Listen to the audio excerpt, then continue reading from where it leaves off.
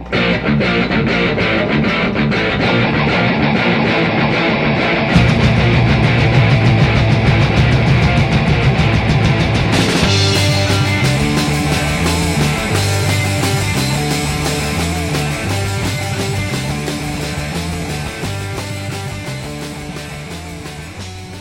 friends. Welcome to Blow Jam, the podcast that's all about rocking out.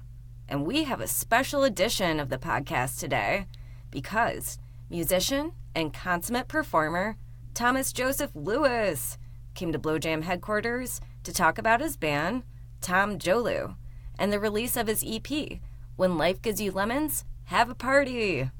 And we'll be playing his titular song at the end of the show. You don't want to miss it.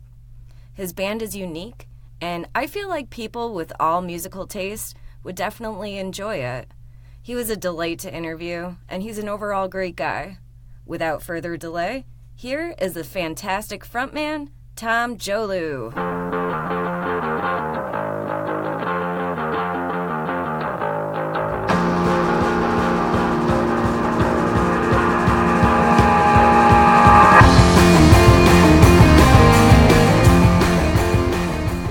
Give a warm welcome to our newest friend of the Blow Jam universe, Tom Jolu, the frontman of Tom Jolu.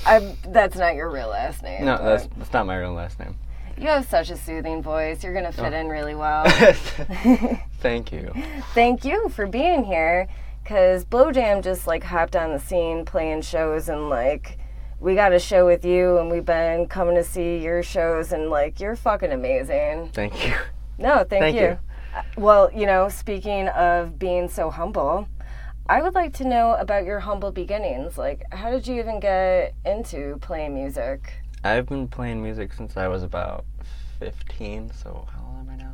About 14 years. So I've just kind of started with bands and had a whole bunch of we did our best bands, and nice. I like that. Yeah, and then I was in a band for a long time. Lilac Night. We toured around, did a lot of stuff, and that band broke up. And then eventually, I've been doing Tom Jolu, the whole solo gig, since 2011. But I finally started taking it seriously when that band broke up. So I've been doing this since then, and it's been a journey. I started off with myself doing my own thing, and then I somehow convinced 4 other dudes to be in a band with me, so I was pretty happy about that. You talk about it like they were shirking their duties or whatever. I bet they were super happy too. They were. I always put a little self-deprecation there, but they were super willing, super able to do it, and they are fantastic and super talented in not just music, but a lot of other things. So they're just great humans, and I'm happy that we are all together playing the music.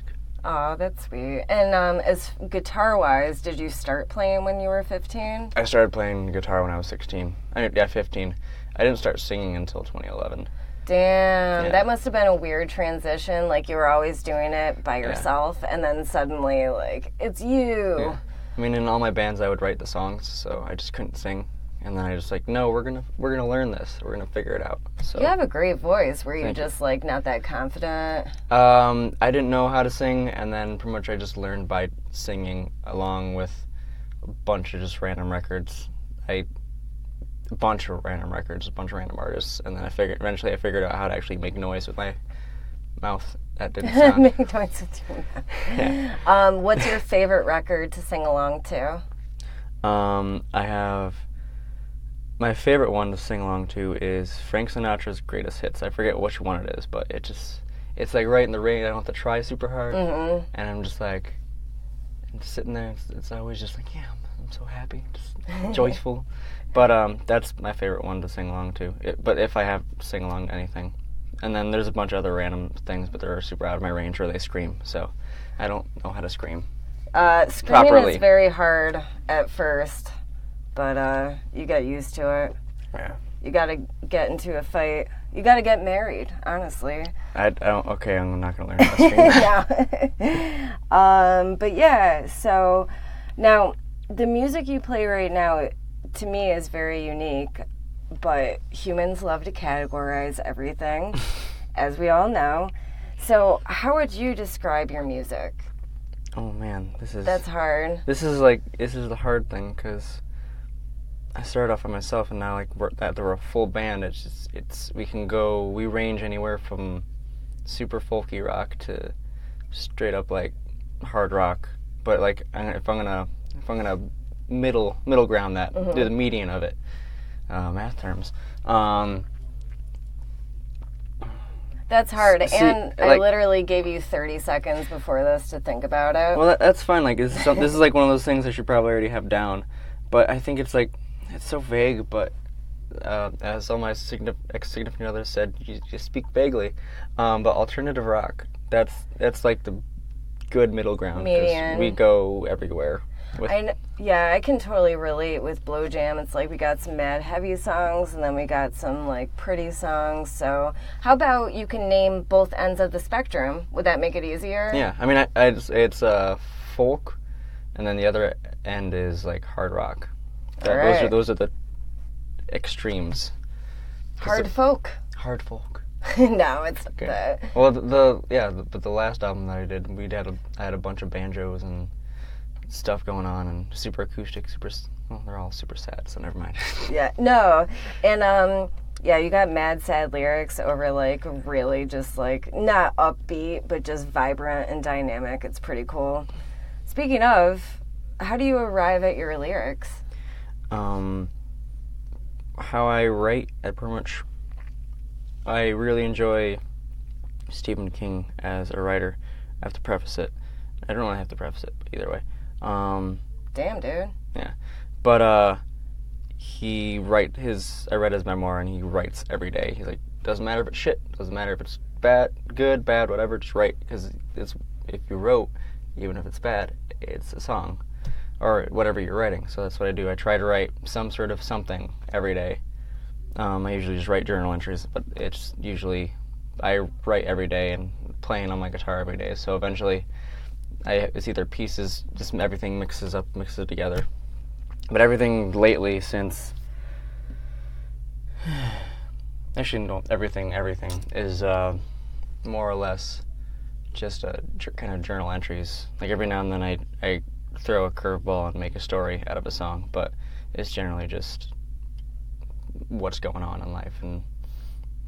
But all this new batch of songs is it's kind of the songs I wanted to hear, like the words of encouragement I wanted to hear, because it's been a bad year. So that's what this new batch of songs is.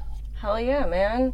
And like legit, when I asked you that question and you said Stephen King is your inspiration, I was like, what? And that makes perfect sense. Like, people don't want to write all the time, but you make yourself do it. And then, obviously it wouldn't necessarily be a full song, but you find bits that go together. Yeah. And then you write specifically what you want to hear. Yeah. That's perfect. Is your band your favorite band to listen to? No. No? I enjoy us. I enjoy listening to us. It's kind of like, but I'm not that self-indulgent. Favorite band to listen to lately, we were talking about this earlier, but I've been listening to pretty much nothing but Bruce Springsteen. Like the first 5 albums, I've been listening to nothing but that. Actually, this one album that just came up, Trash Boy, they're a band from Philly. You would probably like them. They just put out a new album on Friday, and it was super neat. But pretty much I've been listening to nothing but Bruce Springsteen as of late. That's a little bit surprising, but it also makes a lot of sense. Yeah. His earlier stuff is, I try to listen to all his stuff. He has a stupid amount of albums because he's been doing stuff since 1975. Yeah. 1973. But it's just going through that treasure trove, but like that, there's like just a sweet spot between 73 and like Born in the USA. Just like, oh, you can hear the struggle. It's like, oh, it's like I'm trying real goddamn hard. What happened after Born in the USA? Like, why did it drop off for you? Well, the next one is like Tunnel of Love, and then that one... That just is a dumb name unto itself. Well, I don't know if it's Tunnel, I forget exactly, but it's a bunch of love songs, and like I like love songs, and they're fine, but I don't know. I'm just not... I didn't feel it. It didn't feel I didn't feel the struggle. I don't know. Yeah. But that could be just a me thing. Nah. So, but like I always say negative things, and then I look back on things, and then because there was one album I didn't like of his, and I re-listened to it. It's like, oh wait, never mind. I was just full of shit. So. As you age and mature, like a fine cheese or wine. Cheese. But I actually have a funny anecdote. When Ryan and I got married, we had a big party a month later. On September 11th, that was planned because we wanted something fun then. But we played our own wedding, like our band. So we played Dancing in the Dark. Was that on Born in the USA? That's on Born in the USA. Fuck yeah.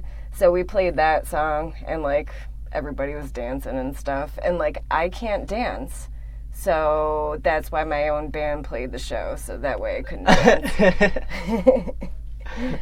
So I understand the sentiment with Bruce Springsteen. I ain't that hardcore, but I fucking respect you for it. Yeah. No, it pretty much ever since November I've been listening to a lot of it was like, oh, I listened to this, and then Bruce just kept coming up and coming up and coming up, and I was like, all right, well. But he's definitely lately been a big influence, but another big influence is Ben Folds. Hell yeah. Yeah. He is amazing. Also, he just came out with a book, the end of July. I heard about that. Yeah. I heard him on, Fresh Air, some sort of NPR interview. He is, such a cool dude. Yeah, I like him. I'd love to just sit and talk with him. He seems like a really nice, really interesting guy, and I've been reading the memoir as much as I can, but I like it so far. It's good. I kind of see a resemblance between you guys, honestly, in a weird way, in a good way. Let me switch gears. Okay. And, watching you last night and then playing the show with you at Avenue DIY, I'm wondering, out of your whole huge musical experience, what's the best show that you ever played? Of all my musical experiences ever? Yeah, I don't know if you would consider it to be the most fun or the one that you did the best or, a cool venue, everything combined, so... Okay. That's another one that I asked you 30 seconds before No, this. it's fine. I played with a bunch of different bands, but the one band... This was really the most memorable. It was a super cool show. But we opened for Motley Crue. What the fuck? Yeah. We played at the Sands in Bethlehem. And it was 2,500 people, something like that. What the fuck? Yeah. I have this person, I have Tom, in my vocal booth who played with Motley Crue in front of 2.5K people. Yeah. That's amazing. That was a really cool experience. We didn't meet him, but I didn't expect to meet him. Yeah. So I was not really butthurt about it. But yeah, it was real wild. Real wild. Were you in a heavier band at that time? We were pop punk. Oh, okay. Pop punk-ish. We kind of divulged from it, but that's kind of the wheelhouse it was. It felt really pop punky. But we won a contest and we opened for Motley Crue for some odd reason. Oh my god. They picked us. I was like, really?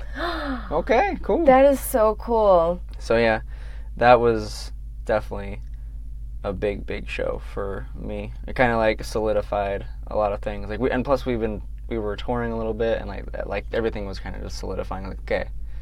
It was serious for a second. I've always wanted to do music, but that was it's oh, maybe we can. Because the first tour I've ever done, I was like, okay, maybe we can do this. So that's straight up validation. And just the fact that you could go on tour and that you put yourself out there in that respect. And then you win Motley Crue picks you. Have you seen their Netflix yes, I saw The Dirt, and it was good. It was good. It wasn't. Yeah, I don't know. It was good. I saw it once. I was like, okay, this is neat. This is cool. Because I didn't really know some of the things that happened to them. I was like, oh wow, that's a lot of fucked up shit that just happened. Yeah. But it was good. It wasn't anything I was gonna write home about, but it was good. Yeah. It was real good. It's wow, I opened for these dudes. Cool. Yeah, I was like, oh, I didn't know you guys did that. I was like, oh, I didn't know you. Wow, that's whoa. Okay. Dude, I bet you performed your ass off, and that's actually my next question, which is, how did you become such a good performer? It's more than being, like, way musically inclined. Like, you go up there and you command the stage. How did that happen? Well, in Lila, in that era, I was not the front man, so I could, like, I love just moving around dancing because I like making a show for someone. It's like I don't want to just sit there and it's like, hey, I'm just playing some guitar. It's like, no. Yeah. That Motley Crue show, we had like a big fucking stage. So I like borrowed someone's wireless and went all over. Yes. It was neat.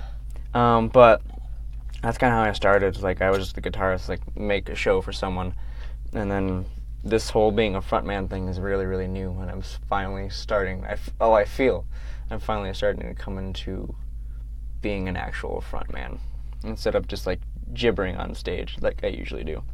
Like it is still the me talking and making really weird references to weird things, and sometimes people getting them. But it's like now it's like people I can like, hey, crowd, let's do this thing together, and we're gonna do it, and people find it really cool and engaging, and it's really neat. So I gotta say, last night when we saw you guys after, oh my God, Elijah, who had played, he was walking past you, or whatever reason you got close to him, and you're like, he smells great. Smelling people is just a thing that I do. It was the funniest thing ever. Like, he smells awesome. I don't know. I just smell. Anything, I've been the youngest of 5, so I'm always trying to get some sort of like, if you're the youngest of 5, it's like you got to get attention somehow. And Absolutely. I got attention by being funny or performing or doing whatever. Entertaining. Yeah. So that's pretty much what I try to put in. That's it. Been in my blood since I was a baby. I can relate. Like, I had a sister who was way overachieving and everything, and I'm like, well, I can make jokes and, play music. That was me. My sister, I have an older sister, and she was kind of like, actually, she got in a lot of trouble as a teenager, but yeah, that's what happens when you're a teenager. I just learned a lot of stuff what not to do. Exactly. But, amen to that. But no, she was like all of them, they were kind of their thing. It's like I had to find you have to find your own spot. So, same with you. Same as you. Just like, all right, I'll just be funny. It's like, I'll just be charming and likable and amazing. All right, cool. Thanks for the opportunity. All right, I'm sorry. I'm being crazy. You're not being crazy. Oh, why, thank you. I don't know why I keep apologizing tonight. You're so understanding. You're very nice. I try. Now, I don't know when this is going to air, maybe in a couple weeks from the time that we're recording this, but, like, let's talk about maybe September stuff. Okay. Yeah, what do you got coming up? Okay, we got a bunch of stuff in September. That's awesome. Yeah, we booked September pretty hard. So I play Tuesday, September 10th, at Binghamton Brewing Company. I think it should still be in that one spot in JC. Okay. We play the 14th at the Vestal Museum. It's kind of like a full band acoustic deal. That is awesome. I have never been there. I drive past there all the time. It's like such a cool looking place. Yeah, I've been to a few shows and it's super intimate, and it just, you feel like it's a small little building, but you still feel like the energy of the place, and it's weird. But like it's got great acoustics for how small it is. All right. But and there's that. Then we have a show on the 20th of September, and that we found out was the same day as like the Area 51 raid, quote unquote. Oh, Jesus. So I don't know what we're gonna do, but we're gonna like make a video. It's like, oh, bring your aliens or something. I don't know. It's gonna be something stupid. I like that idea. So, some sort of stupid thing. And then we have a show on the 28th at Ransom Steel Tavern. Oh, nice. So we got a big old deal of shows in the September. Excellent. And whatever else we'll put in our show notes. Appreciate that. Thank you. Hell yeah. I appreciate you coming. You're amazing. Thank I love, the show that we play. I love just going to see you. Thank you. Thank you. We could just suck each other's dicks all day long. All right. So, thank you guys. Thank you, Tom. Hey, let's listen to one of your songs. Yeah. Let's do it. Let's do that. Thanks.